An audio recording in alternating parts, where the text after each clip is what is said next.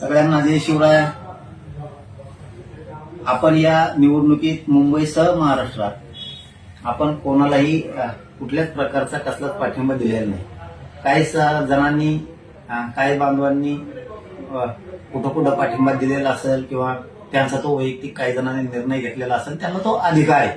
त्यांचा अधिकार आपण हिसकून नाही घेऊ शकत. परंतु मी स्वतः कोणालाही कुठला पक्ष नाही, महाविकास आघाडी नाही किंवा महायुती नाही, आपण कोणालाही पाठिंबा कसल्याच प्रकारचा दिलेला नाही.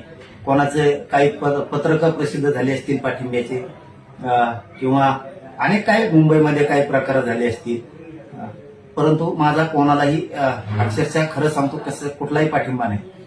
पूर्वीचे कधीचे काळीचे तरी कुठले व्हिडिओ काढलेत आणि त्या माध्यमातून कुठंतरी ते व्हायरल केले जातात, अशी काहीतरी एक माहिती मिळाली. म्हणून एक माझी सगळ्यांना नम्रपणे विनंती की आमचा कोणालाही कसलाही पाठिंबा नाही. कोणाचं काही पत्रक कोणी काढलं असून पाठिंब्याचं, त्या पत्रकाबद्दल सुद्धा ते त्यांचा वैयक्तिक अधिकार आहे, तो त्यांचा वैयक्तिक निर्णय आहे.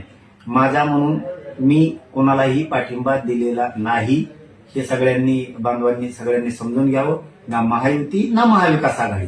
ते मुंबई असेल, मुंबई सुद्धा महायुतीलाही नाही आणि महाविकास आघाडीला पण नाही.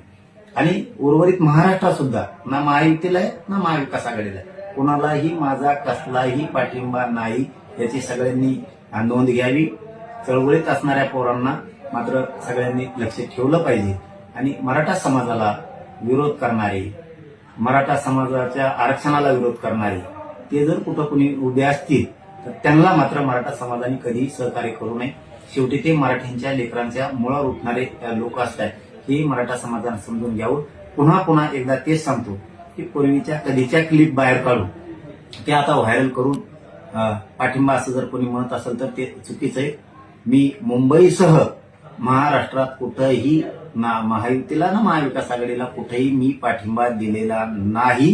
कोणाचं पत्रक जरी असलं पाठिंब्याचं तरी त्या पत्रकाशी माझा काही संबंध नाही. धन्यवाद.